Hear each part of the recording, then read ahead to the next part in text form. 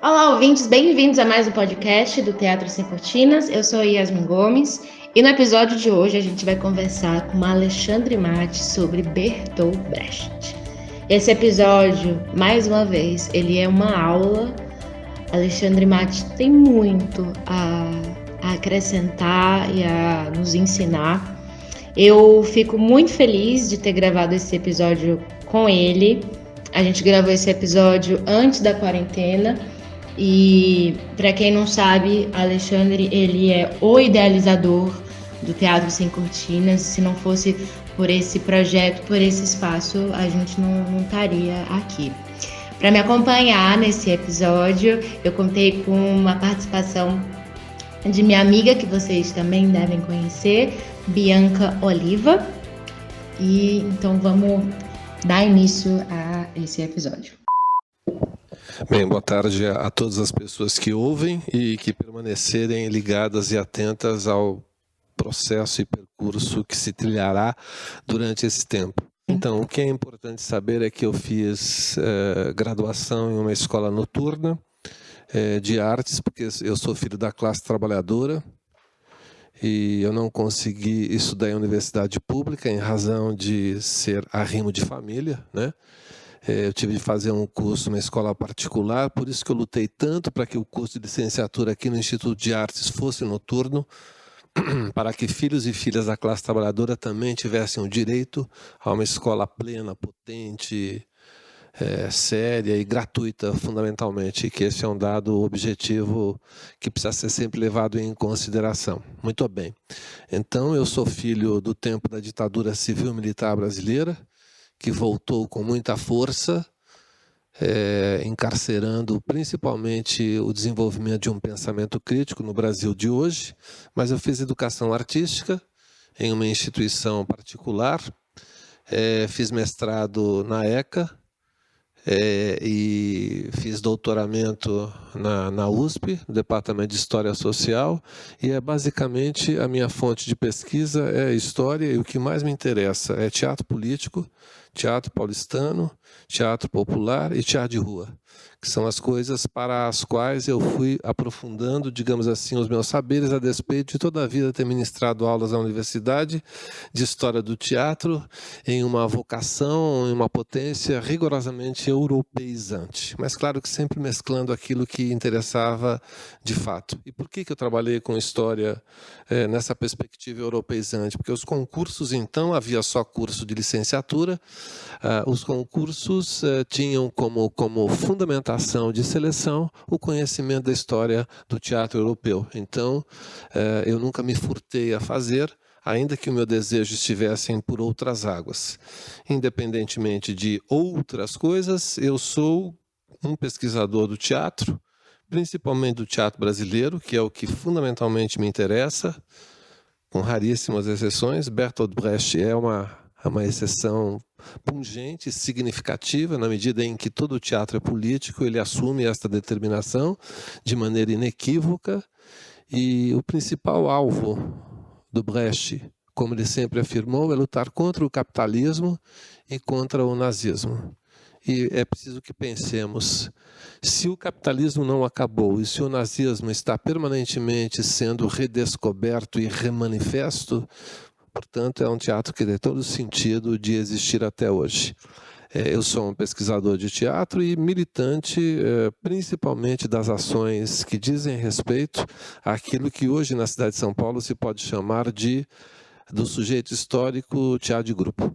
Aliás, eu não gosto, mas de qualquer forma eu fui mais uma vez convidado a participar da comissão de fomento, depois da suspensão da excrescência do último prefeito da cidade de São Paulo no passado, que esse foi fruto de uma luta, de uma conquista muito intensa, foi suspenso, agora se conseguiu novamente, claro que com muita luta, que o fomento viesse, e a lei foi interpelada, a lei não, mas o resultado de votação foi interpelado por um artista, ou por alguém que se diz artista, mas que não é. No caso dele, precisaria ser também retraduzida o conceito e a palavra.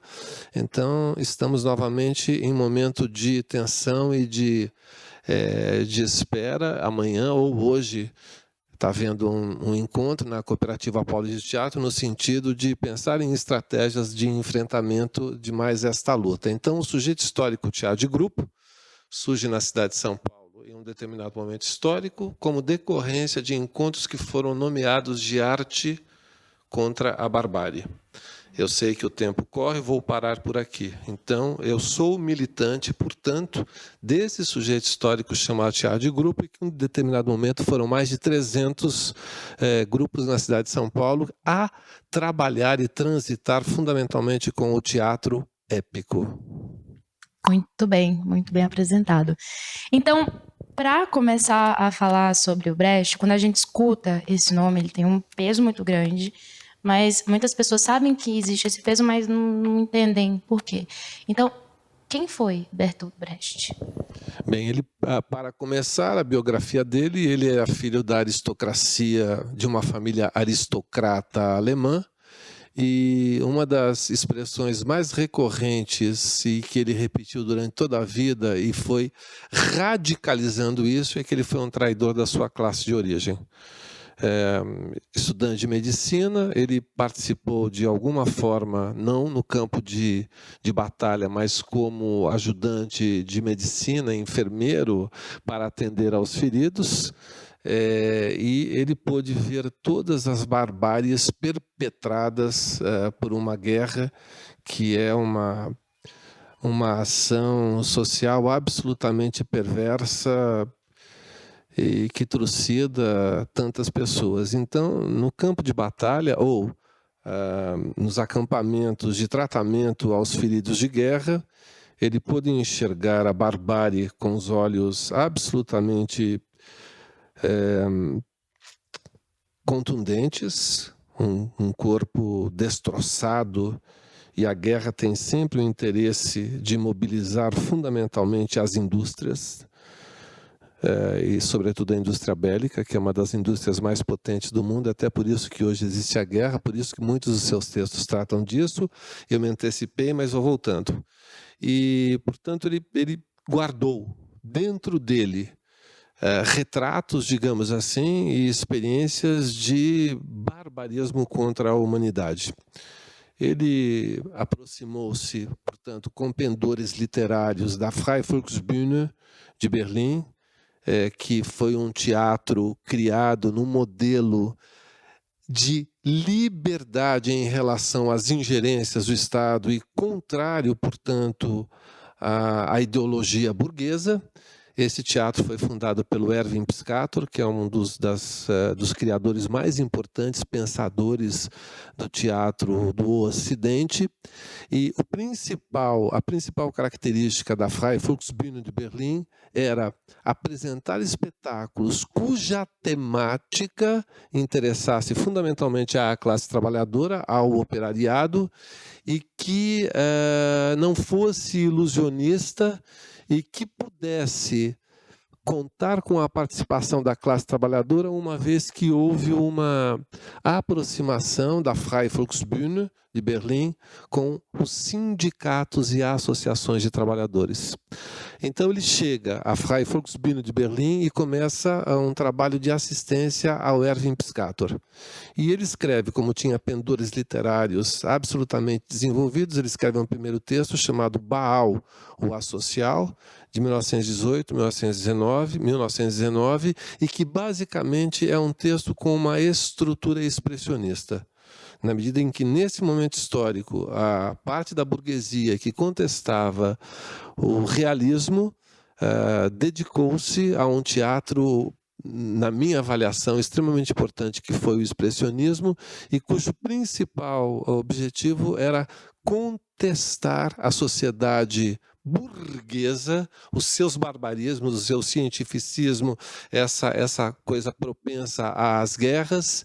E o principal pressuposto era o pressuposto da deformidade, mostrar a sociedade burguesa doente, deformada, e ele escreveu este primeiro texto.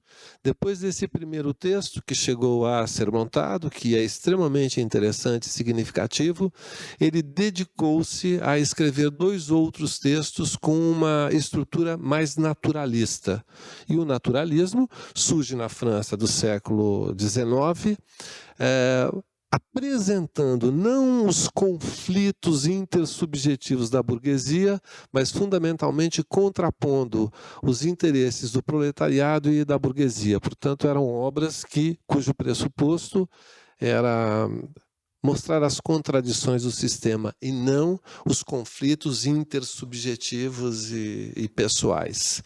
Depois, nesse momento, enquanto ele escreve esses 2 textos, ele começa a se aprofundar na literatura ou nos textos do materialismo histórico, fundamentalmente o Karl Marx. E ele lê todo o Capital, que é uma obra lida por pouquíssimas pessoas atualmente. Antigamente até haviam pessoas que liam o Capital, e a partir da leitura do Capital e entendendo que o capitalismo é uma saga, é um sistema coercitivo, violento, predatório, ele escreve algumas obras que talvez tenha formalmente uma estrutura muito interessante, que são as chamadas peças didáticas ou peças de aprendizagem. Ele escreve um conjunto de peças de aprendizagem que são apresentadas, e o principal pressuposto não é o sim e o não, o contraste entre o sim e o não, mas é o contraste entre o não e o sim. Ou seja, ele começa a trabalhar com aquilo que se chama dialética e entender que nada é em absoluto, mas tudo ocorre sempre em circunstância, determinado grandemente pelas forças que se opõem. Finalmente, depois desta fase extremamente importante e significativa, que todo curso de licenciatura em teatro deveria trabalhar grandemente, e também o bacharelado, porque são obras extremamente importantes e significativas, sem conceitos, porque eu vou voltar ao começo, são pouquíssimas as pessoas que conhecem o Bertolt Brecht, a maioria não conhece, fala como se conhecesse, e adotam pontos de vista perversos de uma ideologia cegante, e acham que está tudo normal, porque são subservientes em todos os sentidos. Voltando à narrativa, são 4 pessoas que vocês não veem, mas eu vejo por vocês. Tem aquele que é uma simpatia, sempre rindo, lindo, né? Mas são pessoas com olhares preocupados, porque nós temos um inimigo que se chama tempo. Bom, depois ele começa a fazer um trabalho muito interessante com música. Ele vai escrever algumas obras muito potentes, tomando a música como uma referência extremamente significativa, e finalmente ele entra na que se chama a última fase, a fase das obras adultas, que nomeará, portanto, todo o teatro como teatro épico dialético. Então, fundamentalmente, agora fazendo uma reprise ou uma retomada muito breve. Ele é um traidor de sua classe de origem, ele discorda do sistema capitalista, ele tem clareza da doença cancerígena, perversa, injusta e predatória desse sistema. Ele é completamente contrário à ideologia liberal, que hoje boa parte das pessoas acreditam nesse discurso, e é o teatro que ele vai eleger como uma linguagem por intermédio da qual ele possa denunciar esse sistema perverso, passar em revista o sistema e as bases na qual esse teatro se estrutura e inventariar o seu tempo, usando fundamentalmente a apreensão crítica com relação ao ser e estar no mundo, sem nunca ter negado a emoção jamais.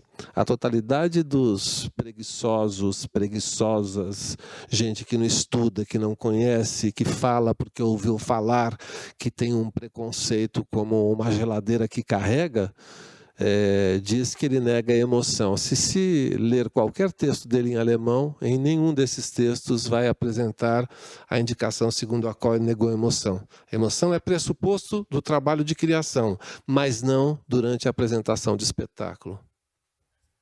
Calei-me. E aí, entrando, já que você começou a falar disso, O que é, então, esse teatro épico que é tão associado a Brecht? Bem, vamos pensar que o teatro épico, o épico, que em grego é epos, que significa exterior, exterioridade, ou, por tabela, história, que ele fazia oposição quando surge ao gênero lírico. O lírico é da subjetividade, o épico é aquilo que está plasmado no chão histórico, em um tempo que é possível de ser apreendido. Você não sorriu. Bom, então, trata-se no teatro ocidental da mais velha estrutura estética formal, o épico, uma vez que o teatro épico, tanto as tragédias como comédias e dramas satíricos tinham uma estrutura fundamentada no épico, aqui quer dizer narração, chão histórico específico, estrutura narrativa em várias partes, como o teatro da contemporaneidade, hoje mais significativo que existe. Ele é totalmente épico enquanto estrutura de expedientes de que se lança a mão. E o épico é o que sempre caracterizou o teatro popular, porque ele não é fechado em si, não tem uma partitura fechada, ele é aberto, portanto, contando com as intervenções metateatralizantes dos sujeitos que participam do fenômeno. Então, o épico, em tese, é uma forma, inicialmente é um gênero literário, que vai se transformar em uma forma estética teatral, que é caracterizada por determinados expedientes, e aí depois vocês podem me chamar, eu falo dos expedientes todos, a gente tem que ter um dia inteiro para falar e tratar deles, e cuja determinação pressupõe a assimilação da estrutura de conteúdo a partir de uma forma repleta de expedientes narrativos, metateatralizados, com um chão histórico determinado, com personagens apreensíveis e que percorrem um conjunto de ações no sentido de intervenção mais objetiva, efetiva, mais circunstanciada de si estando no mundo. É que são muitas coisas para serem faladas em pouco tempo, para a gente entender a profundidade que tem Brecht. E será que você poderia falar, então, um pouquinho sobre alguns termos que são também muito associados, o distanciamento, o dialética, o gestos. Muito bem, então, o Bertolt Brecht começa a escrever textos no movimento expressionista, cuja narrativa é dividida em episódios. Essa é a primeira determinação formal e importante. Ele migra para temas naturalistas, mas não numa forma a copiar o drama naturalista, já contando com algumas conquistas de Baal. A temática é social por excelência, então episódio, temática social, de contraposição de princípios balizados por classes sociais diferentes e antagônicas, migra para as peças de aprendizagem, na qual a dialética é intrínseca. Isso quer dizer o seguinte: tem um texto clássico chamado Aquele que diz sim e aquele que diz não, para entender de uma maneira bem didática o pressuposto da dialética.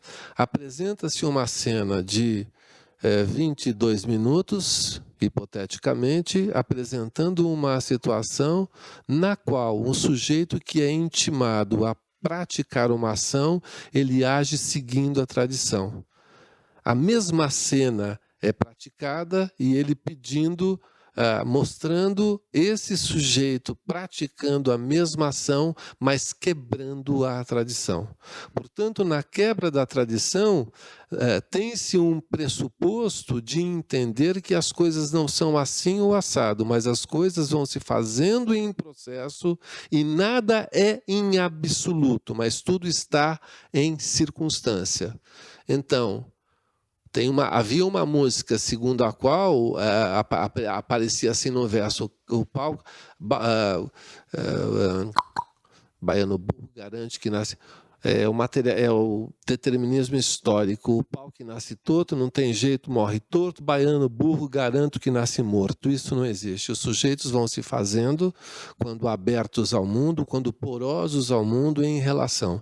Então, a dialética, fundamentalmente, pressupõe a contraposição permanente entre duas coisas que parecem não combinar, entre duas coisas que parecem se afirmar, mesmo porque qualquer conceito que nós temos no mundo, que nós instituímos, ele é acolhido naturalizadamente pela cultura. E uma das maiores denúncias do Bertolt Brecht é contra a naturalização. Por que nós temos de falar inúmeras expressões em inglês do país imperial, que é os Estados Unidos da América, e achar que isso é normal? Por que temos de estampar nas camisetas ou em qualquer outro lugar palavras em inglês quando eles realmente aprontam, expoliam e são perversos, como se sabe, com relação ao mundo? Então, primeira coisa, desconfiarem de tudo trivial na aparência. Esse é um dos seus poemas mais belos. Primeiro, nada é natural. Tudo que está no mundo é determinado, é manifestado, é vivido, é experienciado pela cultura.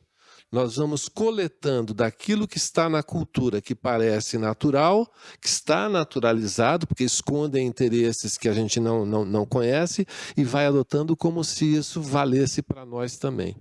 Bem, para desenvolver uma narrativa com temática social que transitasse com a dialética, denunciando, portanto, um sistema perverso e que contrapusesse pontos de vista de sujeitos em classes sociais antagônicas, foram desenvolvidos um conjunto de expedientes ou característica. O primeiro expediente para denunciar a naturalização de tudo que estava dado e posto no mundo foi o distanciamento. Em alemão, uma palavra enorme que quer dizer um efeito de aproximação desconfiada com relação às coisas. Então, tratava-se para o Brecht de dividir a narrativa em cenas, em episódios curtos, ou a extensão não era tão importante, na qual se mostrava um ponto de vista acerca de uma determinada coisa e, na sequência, sem importar o gênero, porque o épico brechtiano não tem unidade estilística, não é um drama, não é uma farsa, não é uma melodia, é tudo junto, tendo critérios e motivo pelos quais vai se lançar a mão de um estilo, de um gênero e não de outro. Então, entre os episódios sem unidade estilística, havia um recorte para um pensamento trazido para a contemporaneidade, para um momento. Então, tratava-se de anunciar alguma coisa que iria ser feita para aguçar, não a identificação emocional, mas fundamentalmente a potência crítica, inclusive estética, com relação à cena que viria. Então, através de um cartaz, através de uma fala, através de uma música, através de uma projeção cinematográfica, isso trazia um hibridismo para a cena que quebrava a empatia, a identificação, a naturalização trazida pela linguagem ilusionista, que é o drama burguês por excelência, e que possibilitasse um afastamento, e é isso que o distanciamento quer dizer, um afastamento momentâneo de alguma coisa que se faz para pensar, para voltar à coisa com a mente, com a apreensão crítica um pouquinho mais refrescada. Então, é bastante comum, tem um autor, um teórico de comédia chamado Henri Bergson, que ele escreveu um livro chamado O Riso, Ensaio sobre o Cômico, em que ele vai defender a tese segundo a qual o riso intenta a inteligência. Intentar é provocar. Então, o riso provoca a inteligência. Quando nós entendemos, o riso é uma manifestação de entendimento. Então, A comédia, a despeito dos críticos acadêmicos, aristocratas dizerem que ela é inferior, ela conta fundamentalmente com a inteligência, algumas, né? Não vamos generalizar jamais, para que as pessoas tenham consciência do que elas estão vendo e da possibilidade de intervenção crítica e de entendimento com relação àquela coisa. Então, ao longo da trajetória como criador, que foi sendo fiel aos seus princípios e contrário cada vez mais contundentemente ao sistema capitalista, perpetrando todo tipo de injustiça e pensando o estético a serviço do ético, da transformação social, ele desenvolveu um conjunto de características que ele foi apresentando em suas obras, tanto quando ele escrevia, bem como quando ele dirigia, que ele foi diretor também, depois de mais de 10 anos de perseguição, andou pelo mundo, ele voltou para a Alemanha naquela época oriental e ajudou a fundar lá o Berlin Ensemble, e ele começou, portanto, não sozinho, mas a montar as suas obras, as obras nas quais ele acreditava e que denunciava toda aquela situação.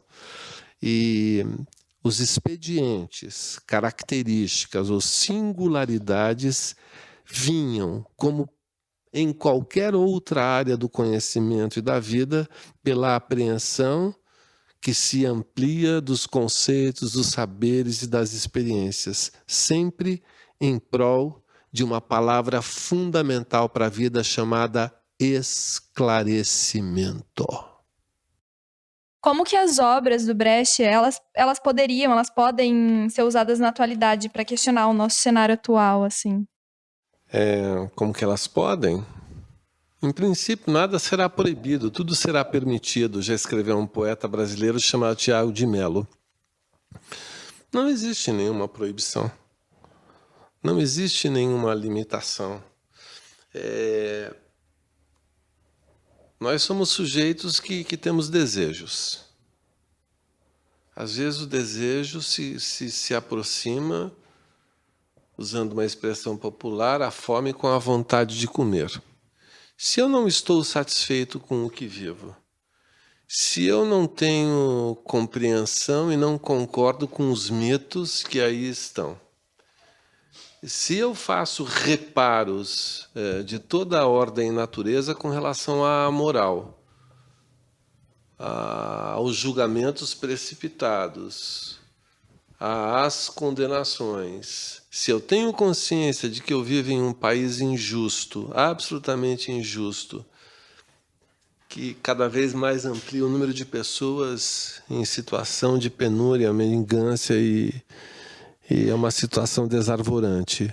Se eu penso que o teatro tem uma função histórica, o Brecht dizia que o teatro é um experimento histórico, estético, social. Se eu tenho consciência que eu sou o sujeito da minha história e que a semana passada teve aí o grupo de Alfenim, do Rio Grande do Norte, com um espetáculo apresentado pelo Márcio Marciano, que é uma adaptação de um texto do Machado de Assis maravilhoso, Memórias de um Cão, que foi apresentado no TUSP. Eu fui assistir e fiquei absolutamente maravilhado com o espetáculo.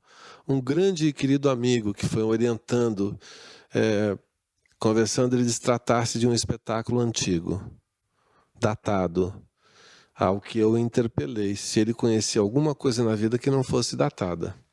Tudo é datado porque tudo está dentro da história. Quando a aristocracia usa datado, usa como uma apreensão pejorativa, crítica com relação a certas opções e escolhas que são feitas por determinados sujeitos. Eu rebati a ele dizendo assim, mas os dramas do realismo que você adora não são datados? Não são bem mais antigos porque são do século XIX? Claro que ele ficou um pouco quieto, tartamudeou.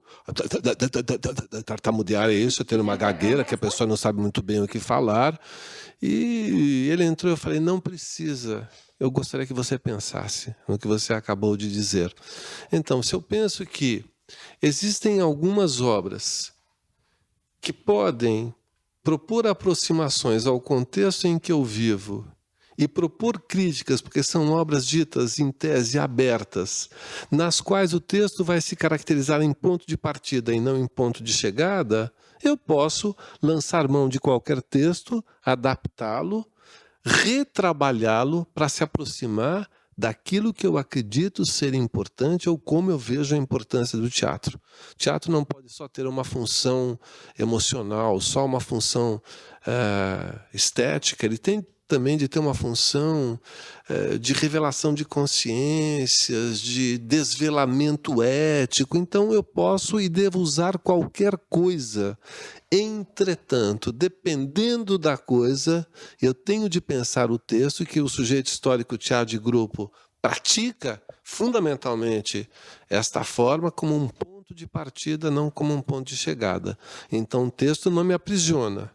O texto me liberta para redescobrir as coisas que estão permanentemente na história. Sim, porque a grande inquietação do Bertolt Brecht era o seguinte, era espantar espectadores e espectadoras. Espantar no sentido também se chama de efeito de chicote. Chicotear, não para ficar amortecido, mas para ter um choque, um susto, e isto levar a pessoa para algum outro lugar que não para dentro de si mesmo. Então a função do teatro é espantar o público, na apreensão brechtiana. Tudo está na história. A questão para Brecht fundamental, quando ele escreveu Galileu, bem como toda a sua obra, era: não é preciso modernizar as obras. Trata-se de desenvolver expedientes por intermédio dos quais o espectador, a espectadora se pergunte: mas isso já é assim desde o século XVI? Quando as coisas vão mudar? Essa é a grande questão. Isso é muito atual. E, para terminar, para quem nunca leu Brecht, por onde começar? Bom, eu diria por alguma coisa que você fará na sequência, que talvez pelos poemas. Nós temos 3 livros publicados em português. Se vocês, quem tiver interesse, for a sebo, poderá encontrar a chamada antologia completa, a obra completa dele. E é um belo começo. Agora, metaforizando só um pouco, quando alguém se apaixona por alguém, por onde se começa?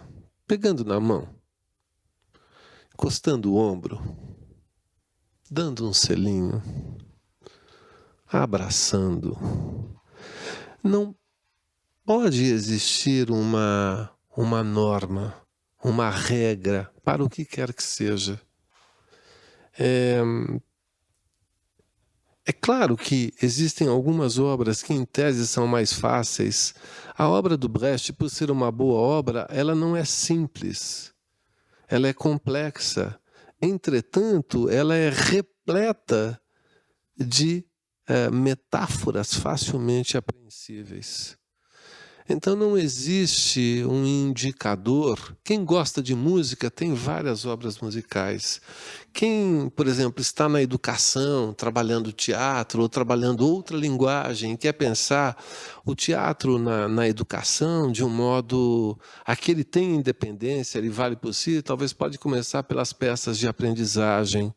Quem gosta de obras que denunciam e que seja mais próxima aquilo que as vanguardas históricas fizeram, e tem também, Baal tem uma proposição mais performática, se quiser falar desse modo, porque a performance não surgiu com a burguesia, nem tampouco no século XX, ela surgiu já com os artistas populares desde sempre, né? As universidades também contam muitas mentiras, porque infelizmente os pesquisadores, que são professores e professoras, leem meia dúzia de coisas ou 60 coisas, sempre ligadas a uma mesma tendência, uma mesma linha, e desconhecem por completo aquilo que é antagônico à linha professada. Então, acreditam piamente em determinadas coisas.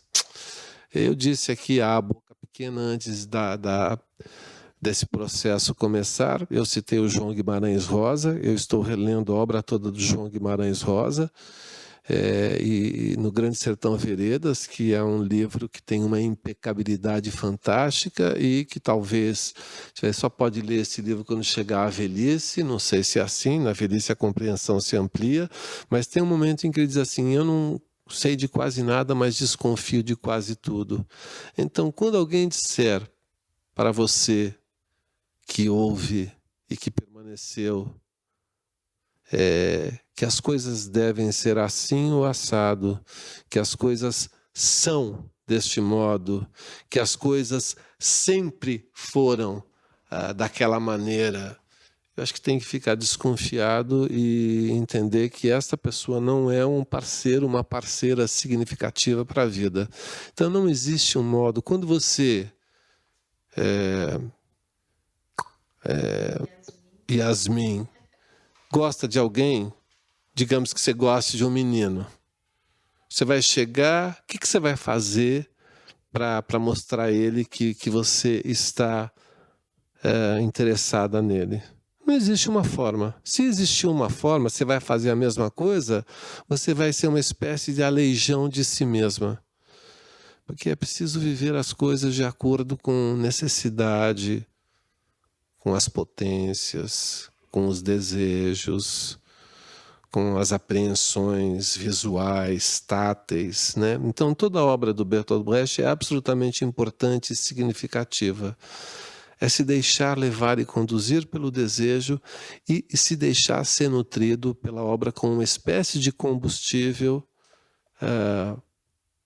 fundamentalmente pelas necessidades. João Guimarães Rosa disse: a cobra,